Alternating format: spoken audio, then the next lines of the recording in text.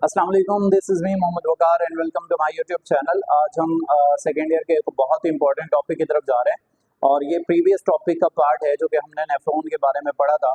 आज हम उसी को कंटिन्यू कर रहे हैं और आज हम पढ़ने जा रहे हैं फंक्शंस ऑफ किडनी। जैसे कि हमने पहले पढ़ा था कि हमारी बॉडी के अंदर जितना भी एक्सक्रीटरी मटीरियल होता है ब्लड के अंदर, हमारी किडनी उसको रिमूव करने में हेल्प करती है। यानी कि हमारी किडनी जो है वो एक बहुत बड़ा होम्योस्टैटिक ऑर्गन है। मींस हमारी बॉडी के अंदर सॉल्यूट और सॉल्वेंट की कंसंट्रेशन को मेंटेन करने में बहुत ज़्यादा हेल्प करता है। ना सिर्फ सॉल्यूट और सॉल्वेंट की कंसंट्रेशन को मेंटेन करने में हेल्प करता है, ना सिर्फ ये होम्योस्टैटिक ऑर्गन है, बल्कि ये हमारी बॉडी के अंदर हमारे अंदर बहुत सारे हार्मोन्स भी निकालती है। एक हार्मोन का नाम है रेनिन और एक का नाम है हमारे पास इरिथ्रोपोइटिन। दो हार्मोन्स हमारी किडनी एक्सक्रीट करती है। रेनिन जो हार्मोन है वो हमारे ब्लड प्रेशर को मेंटेन करने में हेल्प करता है। बहुत ज्यादा इंपॉर्टेंट हार्मोन है जो हमारे ब्लड प्रेशर को मेंटेन करने में हेल्प करता है। और जो हमारे इरिथ्रोपोइटिन है ये हमारे यहाँ रेड ब्लड सेल्स की प्रोडक्शन करवाता है। यानी कि आरबीसीज को जो हमारी बॉडी में बनते हैं वो हमारे इरिथ्रोपोइटिन जो हार्मोन है वो बनाने में हेल्प करता है। इसका मतलब हमारे अंदर सिर्फ किडनी का ये काम नहीं है कि वो सिर्फ होम्योस्टैटिक ऑर्गन है, बल्कि इसके अलावा काम ये है कि वो बहुत सारे हार्मोन्स भी निकालते हैं। ना सिर्फ ये काम करते हैं बल्कि इसके अलावा भी बहुत सारे काम है। बच्चों को ये काम इसके किडनी के पता नहीं है, बस सिंपली किडनी का पता होता है कि खून हमारा साफ होता है किडनी की मदद से, और बच्चों को पता है कि किडनी बेच के हमारे पास आईफोन आता है। लेकिन इसके अलावा भी बहुत सारे फंक्शंस है हमारी बॉडी में किडनी के।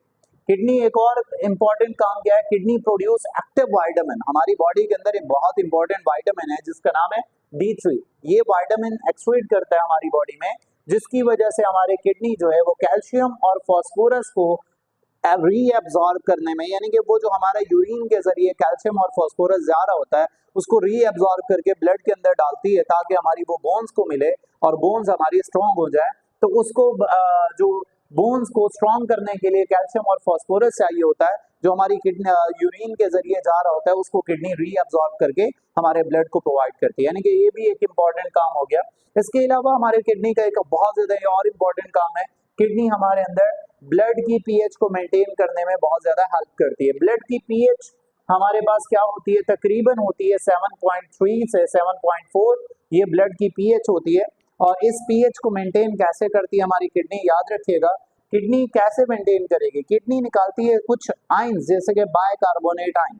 ये जो बाइकार्बोनेट आयन होते हैं ये बफर सॉल्यूशन की तरह बिहेव करते हैं और पीएच को मेंटेन करने की कोशिश करते हैं, और किडनी अपने अंदर से H+ आयन को रिमूव करती है। H+ आयन जब रिमूव होंगे तो एसिडिटी कम हो जाएगी, तेजाबियत, और बाइकार्बोनेट आएंगे तो ऑटोमेटिकली पीएच मेंटेन हो जाएगी।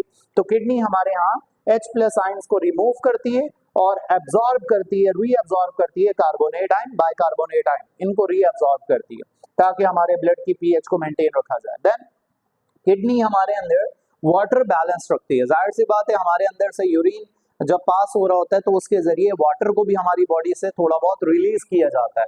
तो थोड़ा बहुत अगर रिलीज करेंगे इस मीन हमारी बॉडी के अंदर बहुत ज्यादा वाटर है, थोड़ा बहुत यूरिन के जरिए जा रहा है।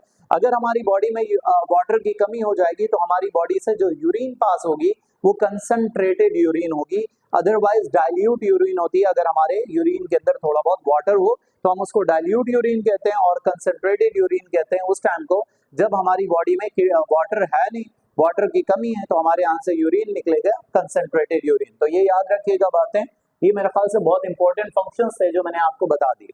और इसके अलावा किडनी हमारे अंदर कैसे इन फंक्शंस को मेंटेन करती है, कैसे रीअब्सॉर्ब करती है मिनरल्स को, विटामिन्स को, वो जो हमारी बॉडी ब्लड से आता है, गंदे मटेरियल जो ब्लड से आते हैं उसको हमारी किडनी कैसे पास करती है, यूरिन कैसे बनाती है और वाटर और आयंस को कैसे रीअब्सॉर्ब करती है। वो 3 स्टेजेस में किडनी जो है रीअब्सॉर्ब करती है आयंस, मिनरल्स और वाटर को। पहली स्टेज हमारे पास है ग्लोमेरुलर फिल्ट्रेशन। ग्लोमेरुलर फिल्ट्रेशन आपको प्रीवियसली याद होगा कि हमने आपको बताया था कि किडनी जो है उसके अंदर स्पेशलाइज्ड सेल्स होते हैं जिनका नाम नेफ्रॉन होता है, और नेफ्रॉन के अंदर यहाँ पर बहुत सारी कैपिलरीज होती हैं, यहाँ पर बहुत सारी कैपिलरीज होती हैं, और इन कैपिलरीज के पास ये वाला जो जगह है इस जगह को कहते हैं ग्लोमेरुलस। ग्लोमेरुलस, ये ग्लोमेरुलस का पार्ट है। ग्लोमेरुलस के पीछे आप देखें तो ये चांदनुमा जो स्ट्रक्चर नजर आ रहे हैं, हमने इसको नाम दिया था बोवेन्स कैप्सूल। तो ये बोवेन्स कैप्सूल है और ये ग्लोमेरुलस है। यहाँ पर क्या होता है, यहाँ पर हमने पढ़ा था कि यहाँ पर एक आर्टरी आती है जिसका नाम है एफरेंट आर्टरी, एफरेंट आर्टरियोल, और यहाँ से एक आर्टरी लीव करके जाती है जिसका नाम होता है इफरेंट आर्टरी। आपको अगर याद हो तो मेरे ख्याल से प्रीवियस लेक्चर आप गौर से देखिएगा जिसमें हमने स्ट्रक्चर ऑफ नेफ्रॉन को पढ़ा था।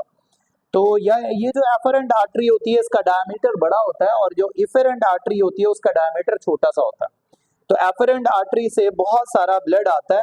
जब बहुत सारा ब्लड आता है तो ब्लड आने के बाद यहाँ कैपिलरीज में जाता है। कैपिलरीज का जो डायमीटर होता है वो 70 नैनोमीटर डायमीटर होता है। स्पोर्स होते हैं, छोटे छोटे सुराख होते हैं। उन सुराखों से छोटे छोटे मिनरल्स, छोटे छोटे आयंस यहाँ से क्या हो जाते हैं, आगे चले जाते हैं। कहाँ आ जाते हैं, बोमेन्स कैप्सूल के अंदर आ जाते हैं। अब हम इसको नाम देंगे फिल्ट्रेट। तो फिल्ट्रेट हमारा किसके अंदर आ जाता है, बोमेन्स कैप्सूल के पास आ जाता है। तो यहाँ देखिए जरा मैंने क्या लिखा है, urine is a mixture of waste product. Urine हमारा, यूरिन जो है वो कैसे बनता है, हमारे ब्लड के अंदर जितने भी वेस्ट प्रोडक्ट्स होते हैं उनको सबको इकट्ठा किया जाता है और सम अदर फ्लूइड, कुछ और फ्लूइड होते हैं जैसे वाटर और कुछ आयंस होते हैं। ये सारे आयंस, वाटर और फ्लूइड मिला के यूरिन बनाया जाता है। तो ये यूरिन हमारी बॉडी में बनता है किडनी के जरिए। फ्रॉम फिल्ट्रेशन ऑफ ब्लड, जब हमारा खून यहाँ से आता है और फिल्टर किया जाता है ग्लोमेरुलस के अंदर, यहाँ पर प्रेशर डेवलप होता है, हाइड्रोस्टैटिक प्रेशर। मैंने बताया जिसका डायमीटर बड़ा होगा और यहाँ डायमीटर छोटा होगा, तो यहाँ से ब्लड आएगा ज्यादा और यहाँ से कम जाएगा। यहाँ पर प्रेशर डेवलप होगा, उस प्रेशर को हम नाम देते हैं हाइड्रोस्टैटिक प्रेशर। तो ये प्रेशर डेवलप होता है और स्मॉल मॉलिक्यूल, जो छोटे छोटे साइज के मॉलिक्यूल होंगे और अदर कंपाउंड, ग्लोमेरुलर फिल्ट्रेट उनको हम नाम देंगे, वो हमारे ग्लोमेरुलस के अंदर चले जाएंगे, छोटे छोटे कंपाउंड। और जो ब्लड के अंदर प्रोटीन होते हैं और आरबीसीज होते हैं, ये दो बड़े साइज के मॉलिक्यूल्स होते हैं, ये हमारे यहाँ पास नहीं हो पाते, वो सीधे इफरेंट आर्टरी में चले जाते हैं। यहाँ पास नहीं हो सकते क्योंकि यहाँ पर बड़े बड़े मॉलिक्यूल्स अंदर नहीं आ सकते, क्योंकि साइज ऑफ कैपिलरी का जो पोर का जो साइज है वो बहुत छोटा है। तो छोटे छोटे मॉलिक्यूल्स यहाँ से अंदर चले जाते हैं। इनको हम, इस प्रोसेस को नाम देते हैं अल्ट्रा फिल्ट्रेशन। अल्ट्रा फिल्ट्रेशन का मतलब है बहुत ज्यादा स्पेसिफिक मॉलिक्यूल्स को आगे भेजा जाता है और बड़े बड़े मॉलिक्यूल्स को हम यहाँ नहीं भेजते, तो that process known as ultrafiltration. It include, इसके अंदर क्या क्या चीजें आती हैं जो ग्लोमेरुलस के अंदर आ जाती हैं, उसके अंदर सबसे ज्यादा तो वाटर होता है और इलेक्ट्रोलाइट्स होते हैं, sodium ion, potassium ion, calcium ion. Then इसके अलावा अमाइनो एसिड्स होते हैं थोड़े बहुत और बाइकार्बोनेट होते हैं। नाइट्रोजीनस वेस्ट होते हैं जैसे कि यूरिया, यूरिन, यूरिक एसिड, इस तरह के नाइट्रोजीनस वेस्ट यहाँ पर सारे के सारे मौजूद हो जाते हैं। किडनी के अंदर तकरीबन यहाँ पर ब्लड कितना आता है, 180 लीटर पर डे, एक दिन में ग्लोमेरुलस के पास 180 लीटर आता है 24 आवर्स के अंदर, और उस 24 आवर के अंदर वो तकरीबन 2.5 लीटर यूरिन बनाता है, आगे पास करता है 2.5 लीटर। यानी कि हम दिन में यूरिन जो हमारी बॉडी में बनता है वो तकरीबन 2.5 लीटर यूरिन एक दिन में बनता है। आगे देखिएगा, सेलेक्टिव रीअब्जॉर्प्शन। पहला काम मेरे ख्याल से समझ आ गया होगा, ग्लोमेरुलर फिल्ट्रेशन। यहाँ पर ग्लोमेरुलस के पास फ्लूइड आता है, वो सारे का सारा फ्लूइड जो गंदे मटेरियल हैं और जो अच्छे मटेरियल हैं छोटे साइज के, वो सारे के सारे ग्लोमेरुलस के पास आ गए और बाकी ब्लड आगे चला गया इफरेंट आर्टरियोल से। अब सिलेक्टिव रीअब्जॉर्प्शन, अब यहाँ जब आता है तो इस जगह को हम नाम देते हैं, इस जगह को हम नाम देते हैं पीसीटी। तो ये पीसीटी वाला एरिया है, पीसीटी, ये वाला एरिया को हम पीसीटी कहते हैं। इसी के अंदर ही सिलेक्टिव रीअब्जॉर्प्शन होती है। जरा गौर कीजिएगा, selective reabsorption means molecules after being filter, जब मॉलिक्यूल्स को यहाँ से फिल्टर कर दिया जाएगा, जब हम नेफ्रॉन ग्लोमेरुलस से आगे जाएंगे तो हमारे पास वो जो फिल्टर्ड मॉलिक्यूल होंगे कैपिलरीज के अंदर से यहाँ पर आ जाएंगे और उनके अंदर कौन कौन से मॉलिक्यूल्स होंगे, नाइट्रोजीनस वेस्ट होगा और वाटर होगा, ठीक है। तो वो सारे के सारी चीजें हमारे पास यहाँ पर आ जाएंगे। जैसे यहाँ पर आएंगी वो सबसे ज्यादा यहाँ पर रीअब्सॉर्ब होगा वाटर। सबसे ज्यादा ब्लड के अंदर से इंपॉर्टेंट कंपोनेंट जो होता है वो वाटर होता है और वो वाटर को रीअब्सॉर्ब किया जाता है। इसके अलावा अमाइनो एसिड्स, इसके अलावा ग्लूकोज, इसके अलावा बहुत सारे इंपॉर्टेंट आयंस, उन सारे आयंस को भी यहाँ से क्या किया जाता है, रीअब्सॉर्ब। इसका मतलब पीसीटी वो पार्ट है जो सबसे ज्यादा रीअब्सॉर्प्शन करवाने में हेल्प करता है, यानी कि अच्छे अच्छे कंपोनेंट को सबसे ज्यादा रीअब्सॉर्ब यहीं से करवाया जाता है, इसलिए इसका नाम सिलेक्टिव है। सिलेक्टिव का मतलब पर्टिकुलर एलिमेंट्स को, पर्टिकुलर मॉलिक्यूल्स को रीअब्सॉर्ब किया जाता है। Most reabsorption takes place in PCT, सबसे ज्यादा पीसीटी में रीअब्सॉर्प्शन होती है। वाटर उसमें 67% रीअब्सॉर्ब होता है।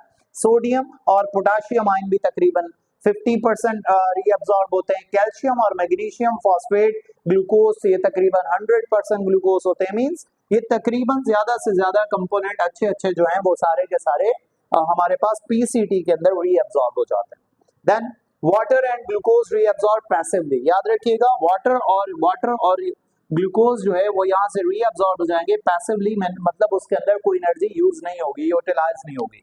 लेकिन जब सोडियम आयन को यहाँ से रीअब्सॉर्ब करवाया जाएगा तो एक्टिवली ट्रांसपोर्ट होगी। एक्टिवली ट्रांसपोर्ट का मतलब है सोडियम को आगे भेजने के लिए उसको कोई ना कोई एनर्जी चाहिए होगी, तो एनर्जी चाहिए तो उसको हम एनर्जी प्रोवाइड करेंगे। तो सोडियम एक्टिवली ट्रांसपोर्ट होता है वाइल वाटर और ग्लूकोज को पैसिवली ट्रांसपोर्ट किया जाता है। देन यहाँ पर दो हार्मोन भी निकल रहे होते हैं, एक का नाम है एडीएच जो हमारे पास वाटर को रीअब्सॉर्ब करवा रहा होता है, बहुत इंपॉर्टेंट हार्मोन है एडीएच, एंटी डायूरेटिक हार्मोन, ये वाटर को रीअब्सॉर्ब करता है। और दूसरा एक हार्मोन है जिसका नाम है एल्डोस्टेरोन, एल्डोस्टेरोन सोडियम आयन को वहां से एक्टिवली रीअब्सॉर्ब करवाता है। तो सोडियम आयन को रीअब्सॉर्ब करवाना एक हार्मोन का काम है जिसका नाम एल्डोस्टेरोन है, और जो वाटर को रीअब्सॉर्ब करवाना उसका एक हार्मोन है जिसका नाम एडीएच। नाउ अब हम बात करने जा रहे हैं तीसरे इंपॉर्टेंट टॉपिक की। तीसरा इंपॉर्टेंट पॉइंट जो है हमारे पास किडनी का, वो है ट्यूबुलर सिक्रीशन। ट्यूबुलर सिक्रीशन में हम क्या देखते हैं, आपको नेफ्रॉन की डायग्राम का याद होगा, ये एफरेंट आर्टरियोल है। जब इसमें ब्लड आता है तो ब्लड आने के बाद यहाँ पर प्रेशर डेवलप होता है, हाइड्रोस्टैटिक प्रेशर। कुछ मॉलिक्यूल्स हमने कहा वो यहाँ ट्रांसफर हो जाते हैं, आगे चले जाते हैं ग्लोमेरुलस के अंदर और आगे चलते रहते हैं। लेकिन कुछ मॉलिक्यूल जो ब्लड के अंदर होते हैं वो मॉलिक्यूल जैसे कि यूरिन, यूरिया वाले मॉलिक्यूल या हार्मोन्स वगैरह या जो एक्सक्रीटरी मटेरियल हैं वो यहाँ से एस्केप हो जाते हैं, आगे ब्लड के अंदर चले जाते हैं। जब वो ब्लड के अंदर चले जाते हैं तो उन मॉलिक्यूल्स को पकड़ पकड़ के पीसीटी और डीसीटी के अंदर पकड़ पकड़ के डाला जाता है। जब हम उन मॉलिक्यूल्स को पीसीटी या डीसीटी के अंदर पकड़ पकड़ के डालेंगे, इस प्रोसेस को हम कहते हैं ट्यूबुलर सिक्रीशन। ये बहुत जरूरी है क्योंकि कुछ मॉलिक्यूल एस्केप होके आगे की तरफ ब्लड की तरफ जा रहे होते हैं। तो ब्लड हमें प्यूरिफाई चाहिए, ब्लड हमें साफ चाहिए, तो हम उन मॉलिक्यूल्स को पकड़ पकड़ के पीसीटी और डीसीटी के अंदर ऐड करेंगे। तो देखिए क्या लिखा है, certain molecule escape during ultrafiltration. जब अल्ट्राफिल्ट्रेशन हो रही होती है, जब ब्लड के अंदर से फिल्ट्रेट यहाँ जा रहा होता है, तो उस दौरान कुछ मॉलिक्यूल फिल्ट्रेट के अंदर नहीं आ पाते बल्कि एस्केप हो जाते हैं।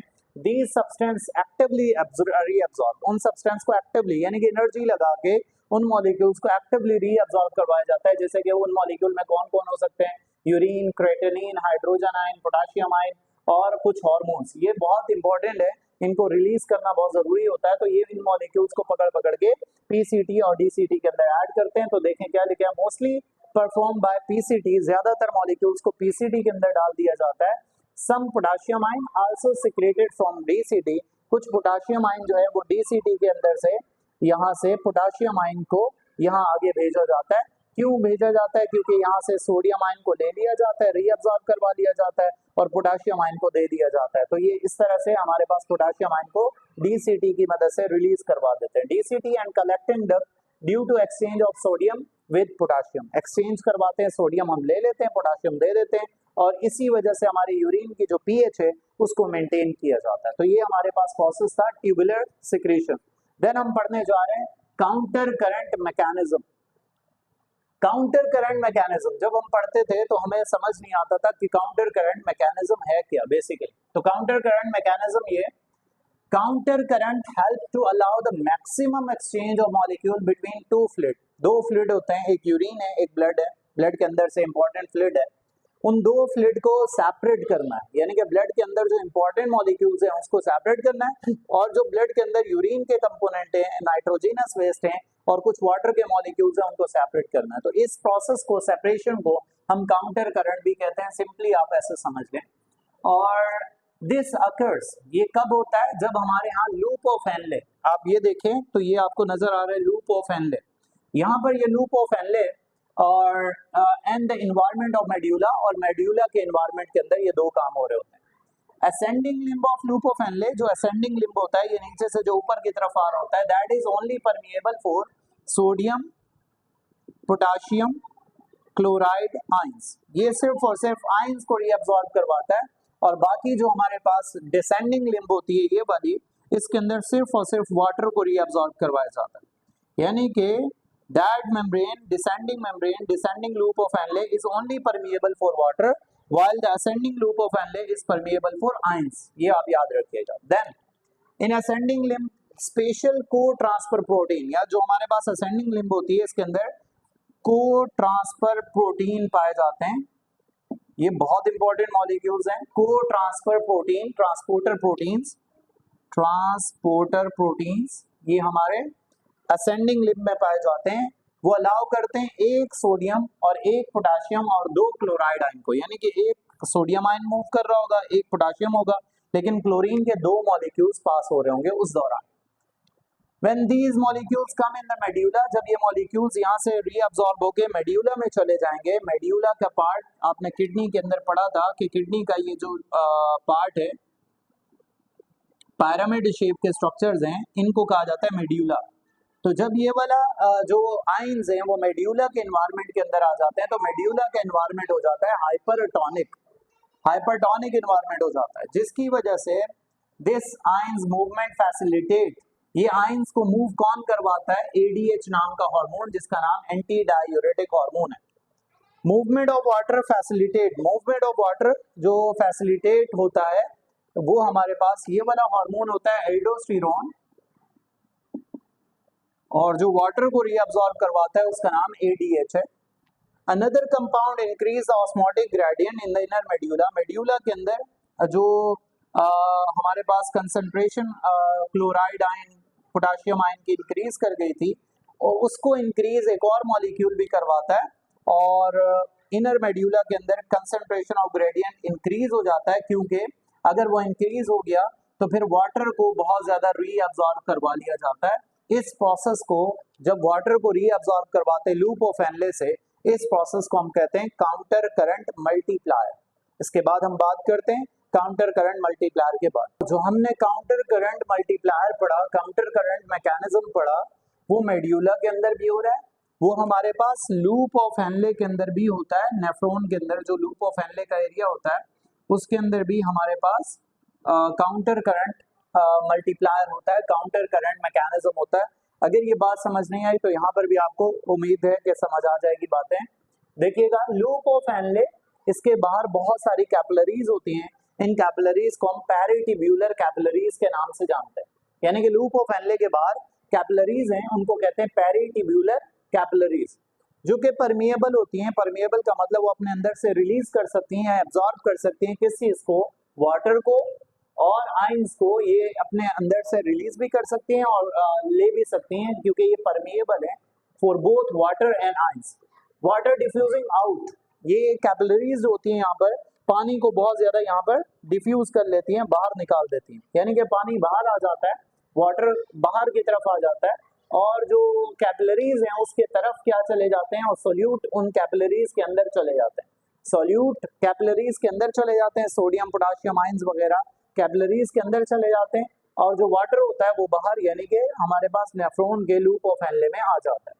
If the blood is carried away, अगर ब्लड को दूर ले जाया जाए कैपिलरीज से, अगर कैपिलरीज के अंदर ब्लड नहीं है और ब्लड दूर है, तो फिर हमारे पास क्या हो जाएगा? उसके अंदर वो डिस्ट्रॉय हो जाएगा मेड्यूलरी कंसंट्रेशन, क्योंकि वहां पर कंसंट्रेशन ऑफ आयंस ज्यादा हो जाएगी, इसलिए वहां पर डिस्ट्रॉय हो जाएगा ये मैकेनिज्म। तो इसको मेंटेन करने के लिए क्या किया जाता है? देयरफॉर टू काउंटर दिस, अगर हम इसको मेंटेन करें तो peritubular capillaries along side ascending, ascending side पे आप देखेंगे तो लिम्ब रिलीज एक्स्ट्रा सोल्यूट, यहाँ से क्या निकलेगा? बहुत ज्यादा सोल्यूट निकलेगा back into the medulla, medulla के अंदर जाएगा, और वो मेड्यूला के अंदर जाके उसको क्या बना देगा? डाइल्यूट, मेकिंग मोर डाइल्यूट, उसको डाइल्यूट बनाएगा, और डाइल्यूट हो जाएगा तो हम इस प्रोसेस को कहेंगे काउंटर करंट मैकेनिज्म या काउंटर करंट मल्टीप्लायर। मेरे ख्याल से उम्मीद है आपको ये डिटेल टॉपिक, पहले हमने स्ट्रक्चर ऑफ किडनी पढ़ा, फिर हमने स्ट्रक्चर ऑफ नेफ्रॉन पढ़ा, फिर आज हमने फंक्शन ऑफ किडनी पढ़ा, तो आप तमाम बच्चों को ये पूरे का पूरा डिटेल टॉपिक समझ आ चुका होगा। ये वीडियोस मैं दोबारा बताता चलूँ, एमडीकेट के लिए भी हैं, और ये वीडियोस जो बच्चे अपना इंटर कंप्लीट करना चाह रहे हैं उनके लिए भी बहुत ज़्यादा हेल्प करेंगी। तो दोनों बच्चों के लिए, दोनों स्टूडेंट्स के लिए बहुत ज़्यादा हेल्प होंगी। उम्मीद करते हैं आपको वीडियो समझ आ चुकी होगी। नेक्स्ट वीडियो के साथ मुलाकात होगी। अल्लाह हाफिज़।